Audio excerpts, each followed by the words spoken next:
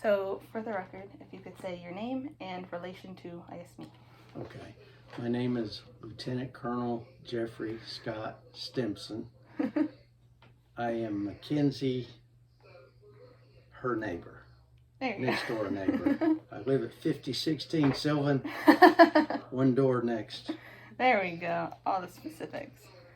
So, I guess my first question is, when did you join the Marines, and what was the influence at the time that made you want to join?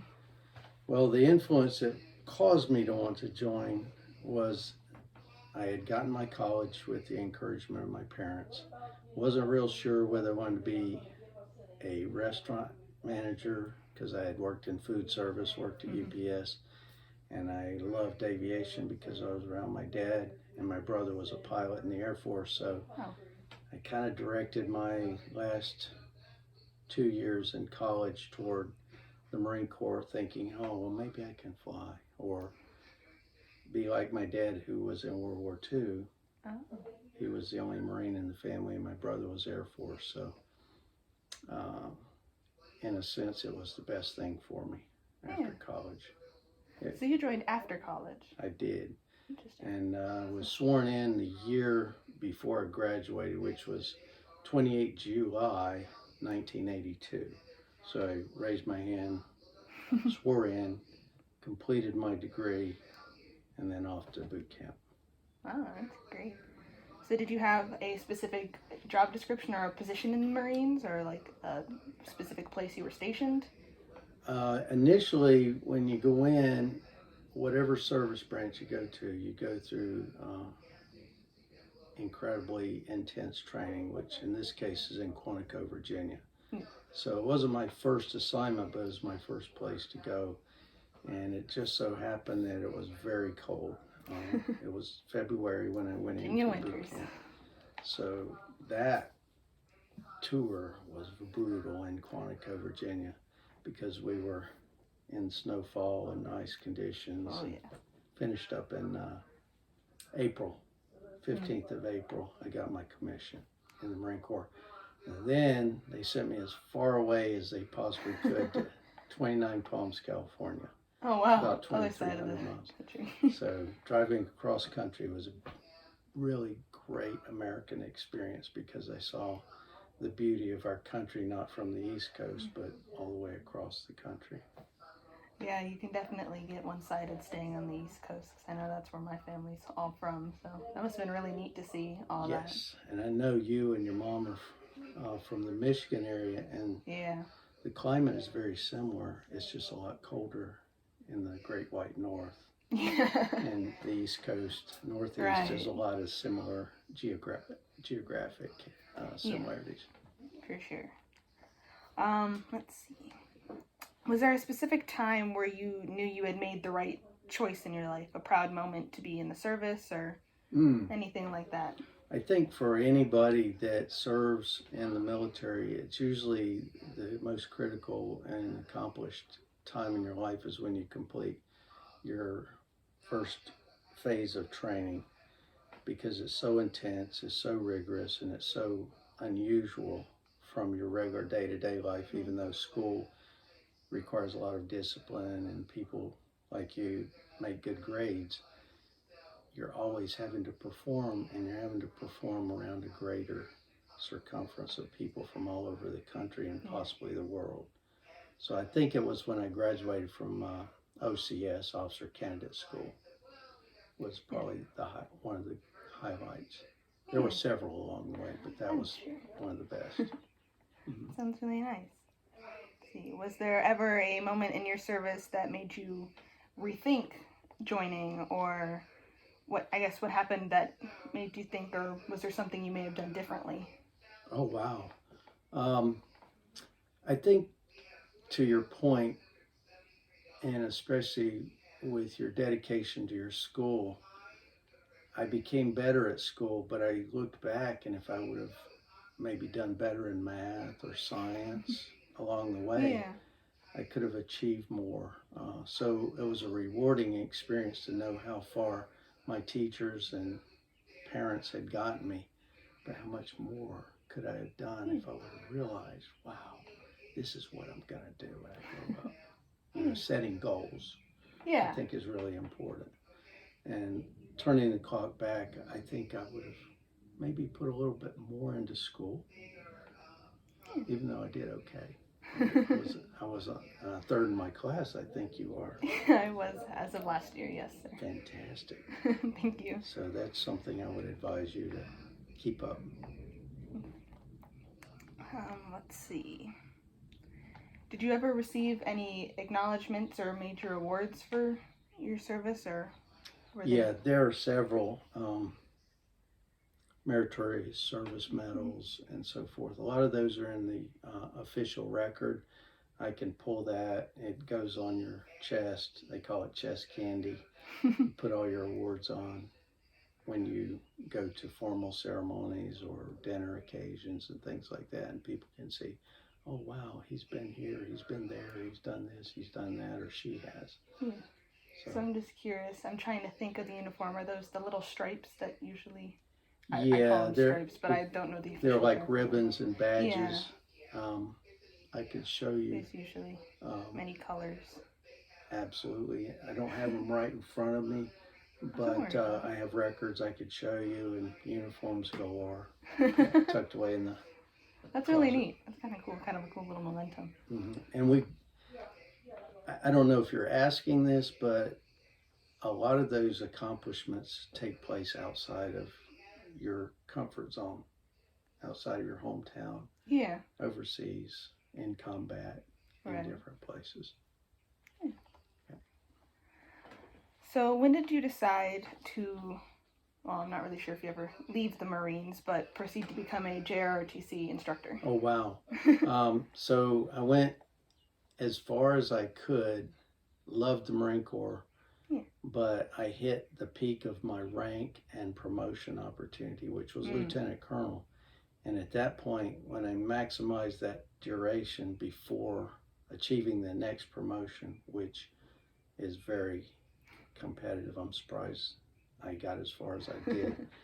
But that was really, I think according to the regulations, I had a total of 28 years of commissioned service. So that was the maximum I could serve as a lieutenant colonel. And then at that point, I had to talk with my wife and daughter. I had high security clearances, and I was awaiting a job based on a contingent job offer, and I got tired of waiting because of just what we call paperwork and in between active duty retirement. And my daughter had taken ROTC in Virginia in high school. And so she said, hey, Dad, you might want to consider this. I didn't even consider it until she mentioned it. So I went online, researched it, and found out that the Marine Corps had ROTC instructors. And I saw an opening, vacancy, not just in North Carolina, but Florida. And I went to Florida my first year. Oh, wow. After getting processed. Yeah. I loved it, and it was very intense, very rigorous with young people like yourself. Very, very rewarding. So I think I answered your question. That was my next phase. Yes, you did. And how I got into it after retirement. So what did you enjoy most with working with the younger generation and trying to, I guess, train them to be the best citizens they could? Or was there anything you maybe didn't enjoy? I don't think there was anything that I didn't appreciate, because I was able to better reflect on my own life and see what I needed to share with other people. So it was kind of selfless. Let's see what we can give that they might want to know to take it to the next level after high school. And what I found was that it kept me young. It kept me in the academia. It kept me more aware of my current surroundings and community. Yeah. Really a huge aspect of ROTC is like with band. You're doing something for your community. You're performing. People come and see, wow, look at the amount of work that you put into music to perform at the football game or to be involved in competition. And that was rewarding. Yeah. Being around the kids keeping me young. Yeah. Let's see. As a teacher, I guess, what was your proudest moment? Was there ever like a big success story with a student that you'll always look back on, or? There are several. I remember one young lady in Florida. She came from Navarre Beach and to Panama City, and I was teaching at A. Crawford Mosley High School, and I got to see the fruition of her accomplishments taking it to the Naval Academy. So her level of performance and grades and accomplishments and us securing that endorsement, I felt some rewards for. There. Okay. Take 3. Mm-hmm. Let's see, where did we end up? All right. If you could have chosen another career path, what would it have been? Either not pursuing ROTC or the military at all. And did you ever regret not taking that path? Okay, if I could have chosen another career path, and I was a business major for my undergraduate, but I had a keen interest in aviation. I think I shared that. And that probably would have been my next most preferable avenue. And having said that, I don't think I have any regrets, even though most of my youth and most my energy, my strength, and going Marine Corps was absorbed in a very positive way. That's great. And so, looking back, I'm still healthy enough and somewhat young enough to pursue aviation. So I don't think I have regrets so much as I have new challenges. And so I would share that with you. Staying young, staying passionate about your interests, and find what you like to do and do it and enjoy it, because there are people like Jack LaLanne and others that'll tell you if you pursue something you like, you never have to work a day in your life. And I think your mom and I have talked about that. It's really key. And she's got a lot of passion for travel and doing things with you. And that can lead to a career or a job. And if you don't get it right now, it'll come up later in life. And I think that's an amazing thing that the passion is still there and you seem still so happy with everything. I hope I can find that little thing that keeps me going. Well, you are there, because I know music's one of your talents. I know academics is one. I know you have an interest in business, possibly even international. And your mom said that you are doing some like gymnastics. Yeah, it's kind of like a circusy, acrobatic thing. I don't really know how to describe it, but it's aerial silks and the German wheel. It's kind cool. If you want to join the best gymnastics in the circus in the world, you can join the military. It'll take you many places. Oh, wow. That'd be really interesting. And then my last question would be, so you retired recently from your school, East Gaston School. Making sure I got that right this time.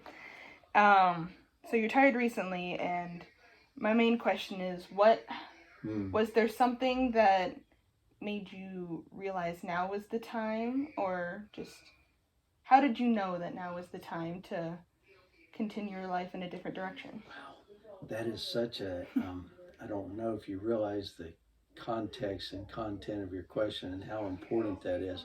I told you I'm passionate, I have energy, I love the kids, I want to adopt them all. But at the same time, and I hate to bad mouth the COVID situation, but it took us in so many directions that we couldn't interact. And when we came back to the classroom, even with all our creativity and passion to learn and support each other, I found that we were kind of off the chain coming back, and we had to get our feet back on solid ground in the classroom and outside and in every capacity. And I felt like with my age, I could keep up with the kids physically and mentally, but I would say character and um, attention spans Yeah. and what we are seeing in society where, and I hope this does not happen in your case, where the teacher is having to be very methodical and individualized. Teaching is so complicated with so many people that I felt like it was time for me to find someone that was young or younger that could more readily relate to this current generation and take it to the next level, if that makes sense, because I've experienced things going back to 1960s, and I'm like, how can I convey that to the people around me and still be current with my iPhone technology? You see what I'm saying? Because I do, yeah. Students are interacting on a new level, and I have to adapt to that and the complexities of COVID, coming back to the classroom. It just felt like it was time to, and I told the cadets this, I have to pursue some of my goals now. Yeah. Outside of the classroom. Because if I continue working in this capacity, I won't have time or the opportunity to get to them. Going back to your previous question, what would you have done? Well, now it's time to do what I could have done earlier in life, but now I have another opportunity. And now's the time to do it. Or I won't, my eyes will give out on me. My blonde hair will not be so blonde. That's amazing that you're getting this opportunity. It's really great. And I definitely agree with you. I've noticed even in myself, growing up as an only child, I spent a lot of time with my parents. So I spent a lot of time around adults. But then also being a part of this generation, I feel like I can see a little bit more of the difference. And especially after COVID, many attention spans and just the whole process of learning has become a lot more difficult.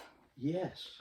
So, and appreciative to all teachers that still go through with all of this. And not every student has the level of discipline that you have to do it through COVID online and not lose that momentum and still come back strong. And that includes teachers and students. So, yeah, you're one of those rare people that can do that and still understand both sides of the equation. I appreciate that.